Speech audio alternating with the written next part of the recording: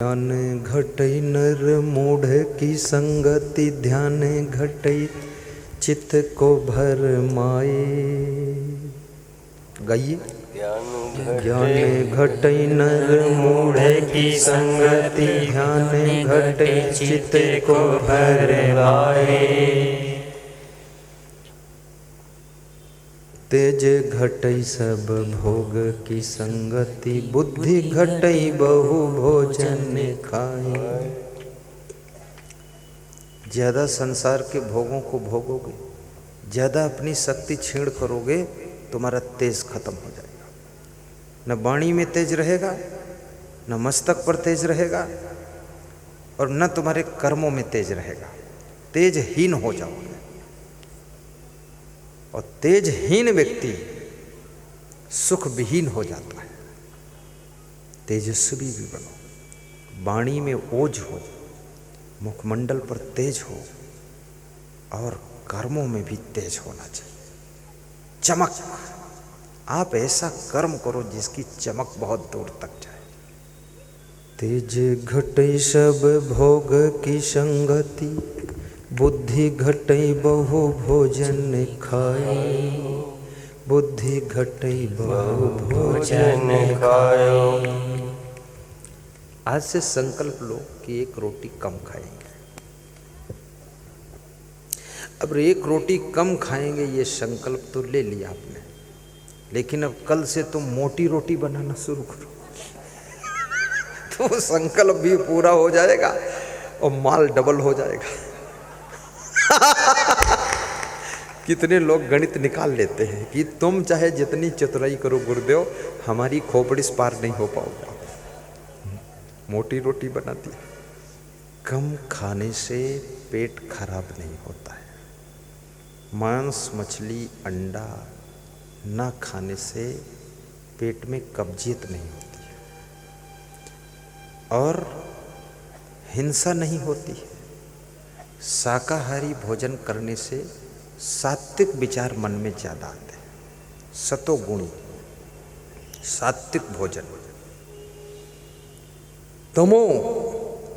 तामसी भोजन करने से तमोगुण पैदा होता है, क्योंकि शरीर भोजन के रस से ही ये तंदुरुस्त होता है। जो भोजन करते उसके तत्व शरीर में जाते हैं, उसका रस पहुंचता है और उसका प्रभाव शरीर पर दिखता है। इसलिए बहुत गर्म चीजें भी मत खाइए, बहुत ठंडी चीजें भी मत खाइए, नहीं शरीर आपका बीमार हो जाएगा। और सर्दी के महीने में गिलोय का काढ़ा, थोड़ी अदरक डालकर, थोड़ा तुलसी पत्ती डालकर पीजिए। ये आपको सर्दी से बचाएगा। घुटनों में दर्द हो तो श्री च्यवन आयुर्वेद कंपनी का एनार्ट पाउडर राइट किंग तेल प्रयोग करिए। आपका 20 साल पुराना दर्द भी खत्म हो जाएगा। आपको यदि बार बार सर्दी जुकाम हो जाता है, एलर्जी हो जाती है, तो पंच तुलसी, 5 प्रकार की तुलसी का रस 7 बूंद पानी में डालकर गर्म पानी के साथ सवेरे पीजिए, तो एलर्जी आपकी खत्म हो जाएगी। हमेशा लीजिए। एक शीशी आपके पास चलेगी 6 महीने तक। और यदि मौसम में जितने फल आते हैं, सुबह सुबह फल खाइए, सलाद खाइए, चाय वाय मत पीजिए।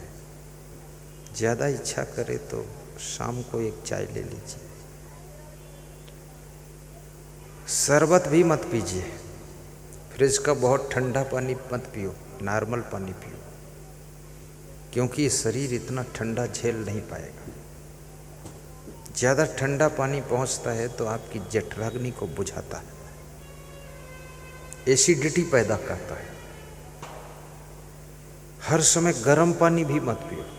सुबह शाम पी लो 1-1 गिलास, बस ठीक, बाकी नॉर्मल पियो, उसका भी जरूरत नहीं। थोड़ा शीर्षासन भी कर लीजिए। थोड़ा दौड़ लगाइए सुबह सुबह।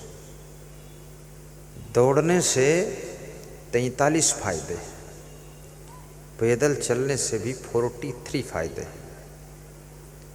पैदल चलिए, कम से कम 5 किलोमीटर तेज चाल में रोज पैदल चलिए। महिलाएं अपने घर की छत के ऊपर पैदल चलें। महिलाएं दौड़ दौड़ करके अपने घर में झाड़ू बुहरू लगाएं, बर्तन मांजे धोएं, और एक गाय भी पाल लें, ये भैंस पाल लें घर के पीछे। आज मैं गया था गिरजा प्रसाद यादव जी के यहाँ पधरोनी, आनंद यादव के यहाँ, आधा घंटे के लिए। तो उन्होंने पीछे गाय दिखाया मुझको, बड़ी सुंदर 2 गायें हैं, एक बच्चा खड़ा था। तो गाय ने भी मुझे देखा, मैंने उसको देखा। अब उस गाय की सेवा उनके परिवार के लोग कर देते। गौ माता की सेवा का पुण्य अलग से मिल गया, शुद्ध दूध अलग से मिल गया, थोड़ा घी बन गया वो भी मिल गया, और थोड़ा सा घर में गोबर की आवश्यकता हुई वो भी मिल गया। और गाय माता जहाँ बंधी होती है वातावरण पवित्र हो जाता है। गौ सेवा, जिस माँ ने तुमको जन्म दिया है वो माँ तो 6 महीने 9 महीने दूध पिलाती है, लेकिन गाय माता तो जिंदगी भर दूध पिलाती है, और दूध का घी भी बनता है उसको भी खिलाती है। इसलिए गाय को माता कहा गया है। हम जिस घर में ठहरे हैं श्री राम लायक मौर्य जी के यहाँ, उनके यहाँ भी गाय है, बड़ी अच्छी गाय है। तो बता रहे थे आपका जो सत्संग है उसके अनुसार किया हूँ। पीछे गाय रखा हूँ, सामने नहीं रखा हूँ, ताकि सामने गंदगी न दिखाई दे। और मकान के सामने मेहमान बैठे तो पीछे गाय की सेवा भी हो सके। और अच्छा है गुरुदेव, हम लोग सेवा कर लेते। और जिसके घर में 1-2 जानवर होंगे और महिलाएं भी उनकी सेवा करेंगी तो महिलाएं बीमार बहुत कम होंगी। क्योंकि गेहूं पीसने को बचा नहीं तो दांत पीसती रहती हैं दिन रात, धान कूटने को बचा नहीं तो बच्चों को कूटती रहती। तो इनको गाय की सेवा मिल जाएगी तो कूटा पीसी बंद हो चुकी है, तो ये बीमार नहीं होंगी, स्वस्थ रहेंगी, और उससे फायदा भी है। इसलिए घर के पीछे, आप तो खैर महान हैं सब, कमिश्नर की पत्नी भी गाय पालती है और घर के पीछे साइड में गाय रहती है। गाय को सुबह रोटी खिलाती, शाम को आरती करती है, तिलक लगाती है। गाय भी खुश है, उनकी पत्नी भी खुश है। तो मैंने कहा ये गाय, बोले हम जहाँ जाते गाय ले जाते। आज हमारी गौ माता सब इधर उधर सड़कों पर भटक रही। अगर हिंदू लोग एक एक गाय की सेवा करने का संकल्प ले लें तो कोई गाय माता इधर उधर भटकती नहीं मिलेगी। हमारी गौ माता का आशीर्वाद आपको मिलेगा और आप भी सुखी रहेंगे, वो भी सुखी रहेंगे।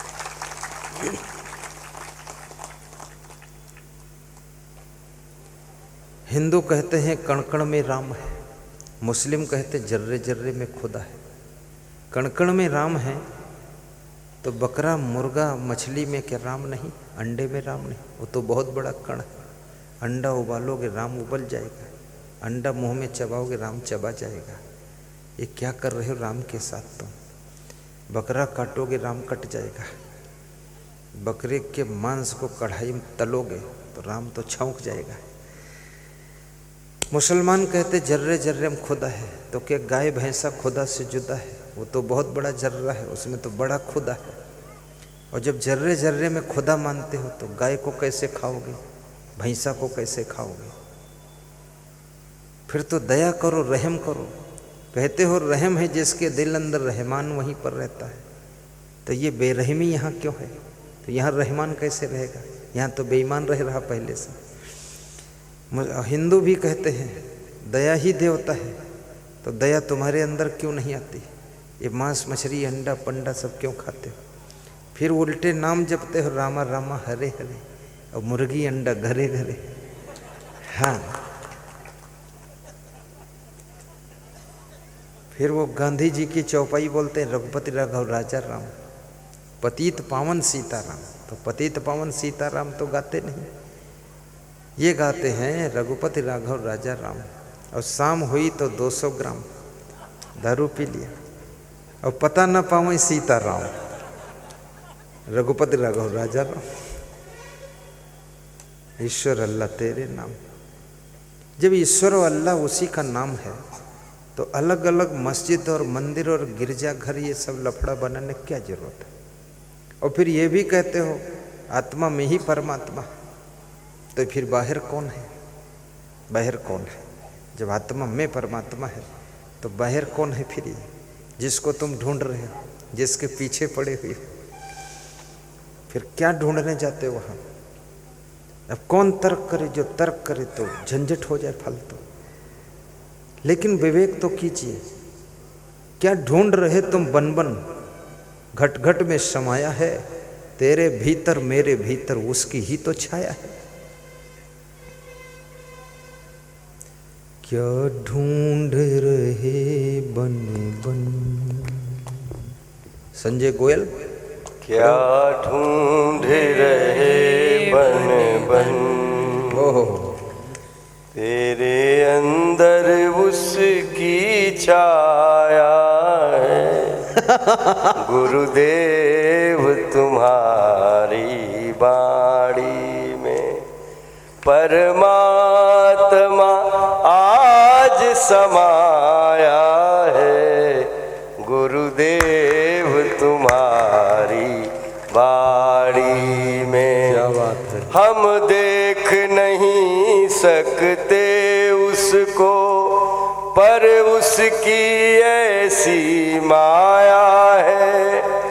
गुरुदेव तुम्हारी आँखों में परमात्मा दर्शन पाया है।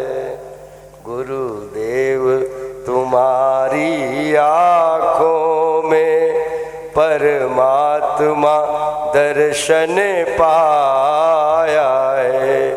उसको मैं कैसे ध्यान करूं, उसका मैं कैसे मान करूं। तेरे चरणों में शीस झुकाया है। गुरुदेव समझ में आया है। तेरे चरणों में शीस झुकाया है। गुरुदेव समझ में आया। बोलिए सद्गुरु भगवान की जय।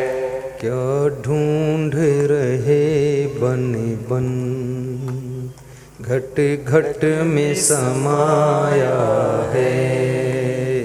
क्या ढूंढ रहे बन बन, घट घट में समाया है। तेरे भीतर मेरे भीतर, तेरे भीतर मेरे भीतर उसकी ही तो छाया है। उसकी ही तो छाया है। क्या ढूंढ रहे बन बन, क्या ढूंढ रहे बन बन, घट घट में समाया है। घट घट में समाया है।